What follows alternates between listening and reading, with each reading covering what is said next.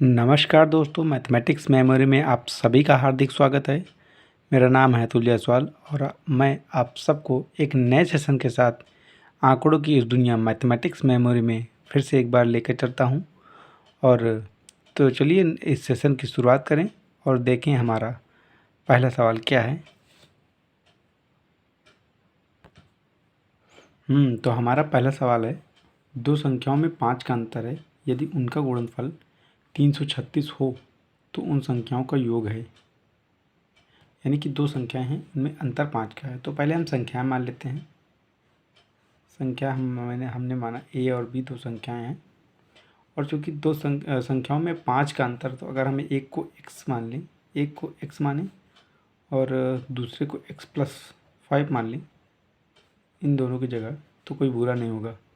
ठीक है। अब आगे कह रहा है कि यदि उनका गुणनफल 336 हो, यानी a इंटू बी बराबर 336, और हमने ए और बी को क्या किस में कन्वर्ट किया है, x और x+5 में। तो हम यहाँ पे उसी मान को रखते हैं 336। सॉल्व करते हैं इसको, x² + 5x बराबर 336। ठीक है, आगे बढ़ते हैं। x² + 5x minus 336 is equal to 0, है ना। अब आगे यहाँ देखते हैं, x² + 5x minus 336 is equal to 0। अब हमें इनके गुणनखंड करने होंगे। तो x² + 21x minus 16x is minus 336 is equal to 0। ठीक है, ये यहाँ पे 336 लिखा हुआ है, शायद आपको दिख ना रहा हो। तो आगे बढ़ते हैं। देखिए यहाँ पे हम क्या करते हैं कि इन दोनों को मल्टीप्लाई करते हैं। ठीक है, क्या आएगा, 336 इंटू x²। ठीक है, अब इस संख्या के बराबर, मतलब हमें इस 5x का ऐसा टुकड़ा करना है, ऐसे टुकड़े में तोड़ना है कि जोड़ने या घटाने पर तो 5x आए, लेकिन जो इन दोनों को मल्टीप्लाई किया जाए तो इतना आना चाहिए, यानी कि इन दोनों को मल्टीप्लाई के बराबर आना चाहिए। तो ऐसा कुछ हमने किया भी है। आप देख सकते हैं कि अगर 21 में से 16 घटाएंगे तो 5x बचेगा। ठीक है, और अगर इन दोनों का हम गुणा करें तो इतना ही आएगा। ठीक है, आप करके देख भी सकते हैं। तो अब बढ़ते हैं आगे। यहाँ से कुछ कॉमन होगा क्या, है ना, x कॉमन दिख रहा है हमें, x, और अंदर बचेगा x + 21 माइनस, यहाँ से अगर 16 को हम लोग कॉमन लें, 16 x, अब चूँकि माइनस को हमने कॉमन ले लिया है तो अंदर प्लस बन जाएगा। ठीक है, x प्लस ये हो जाएगा 16 दूनी 32 और 16 एकम 16, 21। ठीक है, बराबर 0। अब यहाँ से हम फिर से कॉमन लेते हैं, दोनों में से x + 21 का कॉमन लेते हैं, और अंदर बचेगा x - 16, 0। x बराबर, अगर हम लोग एक बार x - 16 को 0 के बराबर माने, है ना, क्योंकि इधर इसको ले जाएंगे तो 0 ही हो जाएगा। तो x बराबर 16 आएगा, जो कि x का एक्चुअल मान है। अब चूँकि x + 21 को 0 के बराबर रखेंगे, फिर x का मान माइनस में आएगा, जो कि अग्राह्य है, जो कि हमें स्वीकार्य नहीं है ना। तो ऐसी दशा में हम हमेशा पॉजिटिव चीज़ों को लेते हैं, ताकि सवालों को आगे करने में, अब चूँकि ऑप्शन भी हमारे पॉजिटिव में दिए गए हैं, निगेटिव में नहीं दिए गए हैं, तो निगेटिव नंबर्स लेने का कोई फ़ायदा हमें मिलने वाला है नहीं। तो हम क्या करेंगे, पॉजिटिव मान को लेते हैं। और अब यहाँ से संख्याओं की बारी आती है, संख्याओं को हम ज्ञात करें। पहले 16 है तो ए का मान 16 हो जाएगा, और बी का मान हो जाएगा 16 + 5 यानी 21। ठीक है, अब यहाँ पे कह रहा है कि उन संख्याओं का योग, यानी ए और बी, a + b हमें निकालना है। a + b हमें निकालना है। हमने निकाला 16 और b को हमने निकाला 21, यानी 16 और 21 कितना हुआ, 37 यही हमारा आंसर हो जाएगा। तो ऑप्शन नंबर बी हमारा सही हो जाएगा। बढ़ते हैं अपने नेक्स्ट क्वेश्चन पे। चलिए, तो हमारा नेक्स्ट क्वेश्चन है, अलजेब्रिक रूप में है, अलजेब्रा का क्वेश्चन हमारा अगला क्वेश्चन है। तो लिखा हुआ कि यदि यदि 2x प्लस 2/x बराबर 1 हो तो x³ प्लस 1/x³ का मान होगा, है ना। तो यहाँ पे हम पहले क्वेश्चन को उतारते हैं।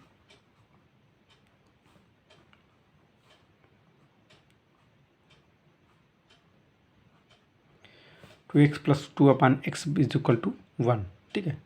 अब देखिए क्वेश्चन को करने के दो तरीके होते हैं, या तो हम क्वेश्चन को लेकर जाएं और आंसर की तरफ बढ़ें, या आंसर को लेकर चलें और क्वेश्चन की तरफ बढ़ें। तो जो तरीका मतलब सवाल को देखने के सवाल के तरीके से हम जिस तरह से हल कर पाएँ अच्छे से, वो तरीका हमें चुनना चाहिए। मतलब कभी कभी क्या होता है कि ये अभी इस क्वेश्चन में ये इजी वे में दिया गया है, तो इसको हम डिफ़िकल्ट में ले जा सकते हैं आराम से, ठीक है। लेकिन अब यहाँ आप देख सकते हैं कि डिफ़िकल्ट रूप में है, यहाँ से यहाँ तक पहुँचना सफ़र काफ़ी डिफ़िकल्ट हो सकता है। तो हम इजी टू डिफ़िकल्ट की ओर बढ़ेंगे। देखिए यहाँ पर कैसे होगा ये, यहाँ से हम कर सकते हैं 2 को कॉमन, ठीक है। करें 2 को common, x plus 1/x is equal to 1। अब अगर हम यहाँ से 2 को इधर भेज दें, x प्लस 1/x बराबर 1/2, ठीक है। अब हम क्या करते हैं, वर्ग करते हैं दोनों पर, घन करते हैं दोनों पक्षों का घन करने पर या क्यूब करने पर। तो जब हम इनका क्यूब करेंगे, अब चूँकि हम जो चीज़ कर रहे हैं दोनों पक्षों में अगर करें तो उससे जो समीकरण है उनके मान में कोई अंतर पड़ने वाला है नहीं। मतलब जो भी चीज़ हम करें, या तो एक ही पक्ष में कर रहे हैं तो गुणा कर रहे हैं तो भाग करें, मतलब अपोजिट करना है। और अगर दोनों पक्ष में कर रहे हैं तो जो चीज़ कर रहे हैं वो चीज़ सेम करनी है। मतलब अगर जोड़ रहे हैं तो दोनों पक्षों में जोड़ें, घटा रहे हैं तो दोनों पक्षों में घटाएं, और क्यूब कर रहे हैं तो दोनों पक्षों में करें। इससे इसके मान में कोई फ़र्क होने वाला नहीं है। तो इसको करते हैं आगे। हमें पता है कि फार्मूला होता है a प्लस बी का होल क्यूब, ठीक है। ये होता है a³ plus b³ plus 3 into a into b in bracket a plus b, ये होता है, ठीक है। तो इसी फार्मूलों को हम यहाँ अप्लाई करने वाले हैं। x³ plus 1/x³ plus 3 into x into 1/x in bracket x plus 1/x। चूँकि a की जगह x दिया गया है और b की जगह 1/x दिया गया है, तो हमने वैसे ही यहाँ पर कर दिया है, बराबर। अब इसको हम लिखेंगे 2 दूनी 4 दूनी 8, ठीक है। यहाँ से हम लोग x से x को काट सकते हैं, x³ plus 1/x³ plus 3 into, अब देखिए दोस्तों यहाँ पे x प्लस 1/x का मान कहाँ दिया है, यहाँ पर दिया है। अगर हम इसको एक स्टेप और आगे बढ़ाएं तो x plus 1/x is equal to 1/2, है ना। तो यहाँ पे हम 1/2 लिख सकते हैं, बिल्कुल लिख सकते हैं, बराबर 1/8। x³ plus 1/x³ is equal to 1/8। और जब हम इसको राइट हैंड साइड में ले जाएंगे तो ये माइनस में हो जाएगा, -3/2। इसको आगे हम लोग सॉल्व करेंगे। 8 एलसीएम आएगा, 1 माइनस 2 चौके 8, तो 3 चौके 12 बराबर -11/8। और चूँकि इसका मान पूछा गया था, हमें दिख भी रहा है कि x³ प्लस 1/x³, ये हमें वैल्यू प्राप्त भी हो गई। तो ये हमारा आंसर हो जाएगा। देखते हैं कि कौन सा ऑप्शन मैच कर रहा है। तो -11/8 यानी कि ऑप्शन नंबर बी हमारा सही हो जाएगा। आई होप आप सबको समझ में आ गया होगा। ऐसे क्वेश्चन कभी कभी काफ़ी डिफ़िकल्ट आ जाते हैं, तो ध्यान देने की ज़रूरत होती है। फ़िलहाल ये यहाँ पे तो आसान था, क्योंकि दोनों में आसानी से दोनों में था, तो हमें कॉमन लेने में आसानी थी, ठीक है।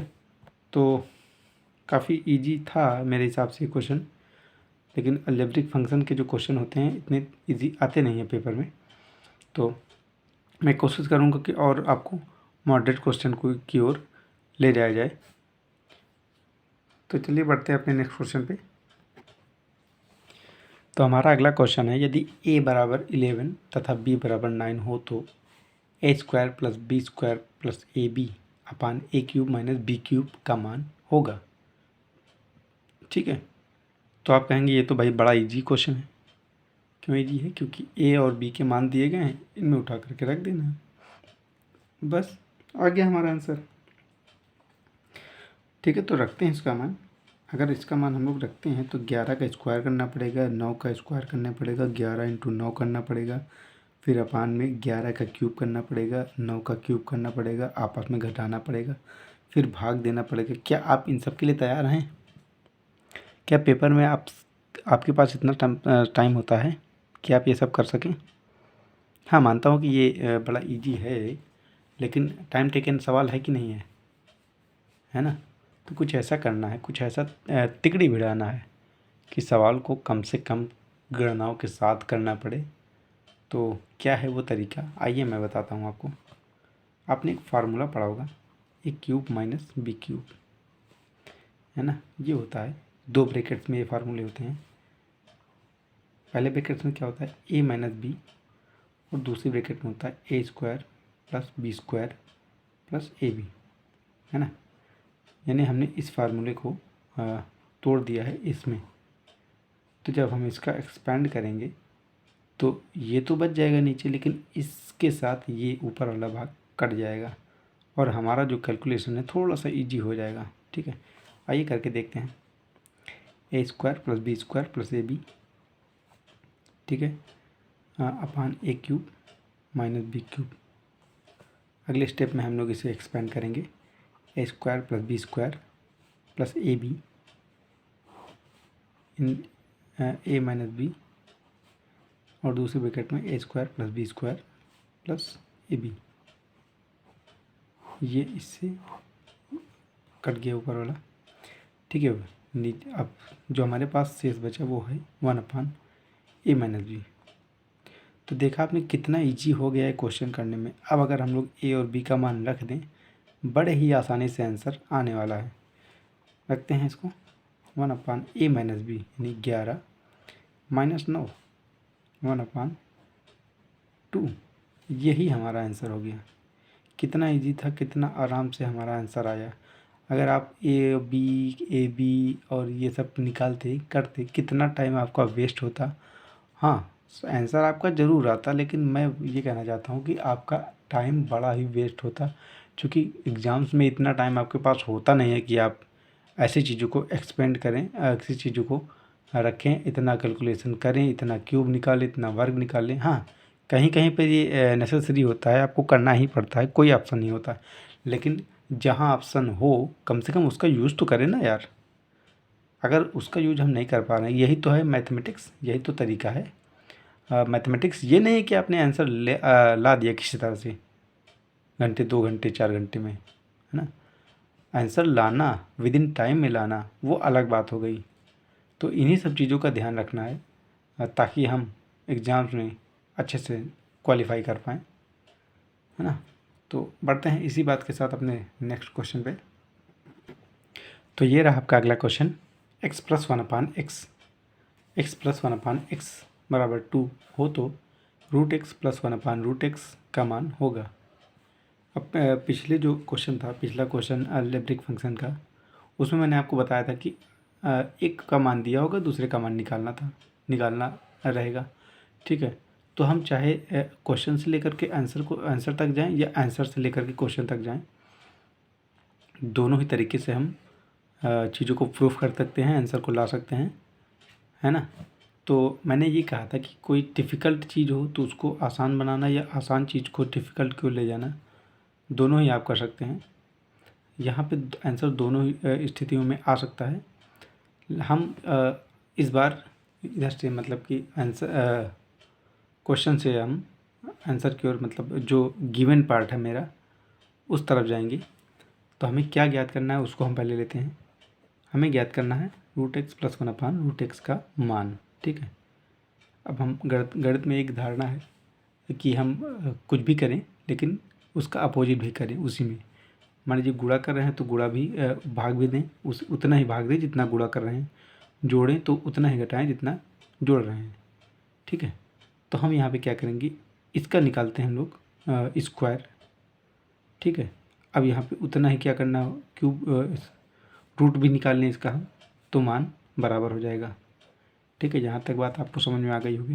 भाई हमने जैसे 2 था, 2 का हमने स्क्वायर किया। ठीक है, अब इसी का हमने रूट निकाल लिया। क्या मान में कोई फ़र्क पड़ेगा? क्या मान में कोई फ़र्क पड़ने वाला है क्या? आप मुझे बताइए। मान तो उतना ही आ जाना है ना। तो वही चीज़ हमने किया है, चीज़ों को थोड़ा सा आसान करने के लिए, सॉल्यूशन को थोड़ा सा मेंटेन करने के लिए। तो हम इतने पार्ट्स को छोड़ देते हैं। ये अंदर वाला पार्ट √x + 1/√x का स्क्वायर, इसको हम लोग सॉल्व करते हैं। सॉल्व करेंगे तो ये आएगा √x का स्क्वायर, जो कि x आ जाएगा, और ये भी 1/x आ जाएगा, और 2 × √x × 1/√x। ठीक है, ये आसानी से कट जाने वाले हैं, और स्क्वायर में हम ना भूलें कि 1/2 भी है, यानी कि रूट भी हमें लास्ट में निकालना है इसका। ठीक है, तो अब हम यहाँ से देखते हैं ये कुछ फंक्शन बन रहा है, ऐसे बन रहा है। अब इसकी वैल्यू हमें दी गई है, क्या दी गई है वैल्यू, ये देखिए यहाँ 2 दी गई है।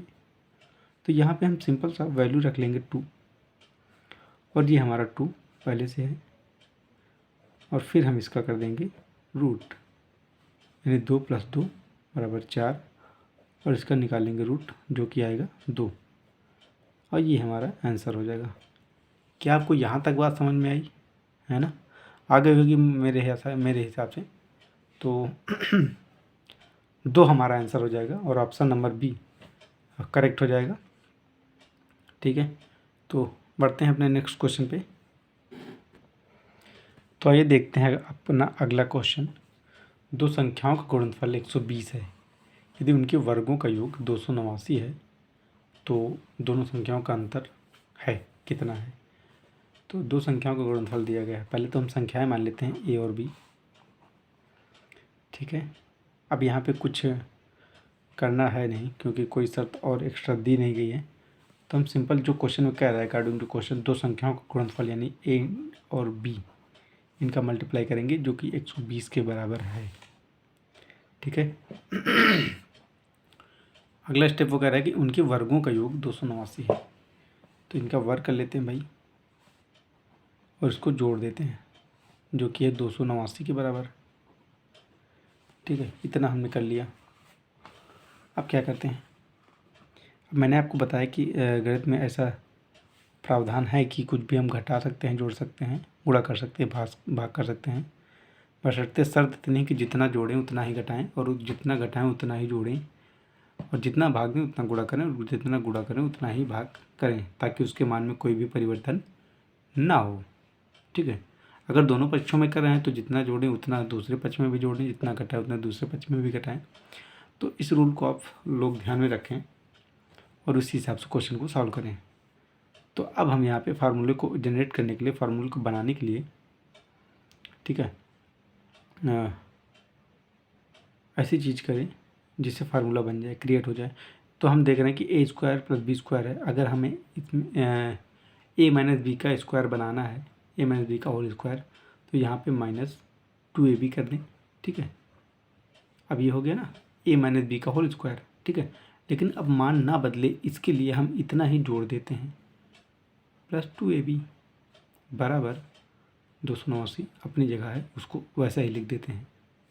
अब इसकी जगह फार्मूला लिख देते हैं हम लोग, a - b का होल स्क्वायर +2 × ab का मान हमें दिया है, कहाँ पे दिया है ये देखिए, ab बराबर 120, तो मल्टीप्लाई कर देंगे 120 से 289।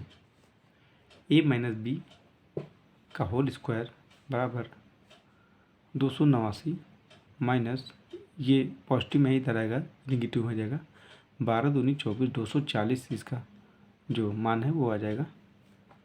a - b फिर से हम लोग सॉल्व करते हैं, घटाएंगे तो 9, और 8 में से 4 जाएगा 4। a - b = √49, जो कि बराबर है 7 के। और हमें यही कहा जा रहा है कि 2 संख्याओं का अंतर, यानी हमने 2 संख्या मान रखी हैं a और b, तो इनका अंतर a माइनस बी होगा, ठीक है। इसी को हमें पूछा गया था और हमने यही चीज़ यहाँ पे निकाली है, फाइंड आउट की है। तो आई होप आप सबको समझ में आ गया होगा। बड़े इजी क्वेश्चन मैंने आज लिए थे, ख़ासतौर से अलजेब्रिक फंक्शन पर मेरा ज़्यादा ध्यान था कि आपको मैं बताऊं। खैर क्वेश्चन उतने टफ थे नहीं, मैंने काफ़ी इजी क्वेश्चन छाट को अपने सेशन में इसे मैंने प्रयास किया है कि इजी क्वेश्चन को ही लिया जाए ताकि स्टार्टिंग में आपको बोरियत फील ना हो, ठीक है। आगे मैं कुछ मॉडरेट क्वेश्चन भी लूँगा। तो आज फ़िलहाल आप यहीं तक, मिलते हैं अपने नेक्स्ट सेशन में। तब तक के लिए खुश रहिए, मस्त रहिए और अपनी स्टडी में लगे रहिए। मैं आपसे मिलता रहूँगा और मेरी और आपकी जो मुलाकात है वो होती रहेगी। तो इसको बरकरार रखने के लिए प्लीज़ आप लोग मेरे चैनल को सब्सक्राइब करें और वीडियोस को अगर अच्छी लगती है तो लाइक करें। अगर कुछ इसमें अगर आपको लगता है कि नहीं ये संशोधन होना चाहिए तो अपने कमेंट से मेरे कमेंट सेक्शन में इस बात को भी ऐड करें, इस बात को भी बताएं कि हाँ आपने कहाँ पे गलती करी है या आप कहाँ पे और अच्छा कर सकते थे। मुझे आपके सुझाव का इंतज़ार रहेगा। तो फ़िलहाल मिलते हैं अपने नेक्स्ट वीडियो के साथ, तब तक के लिए नमस्कार।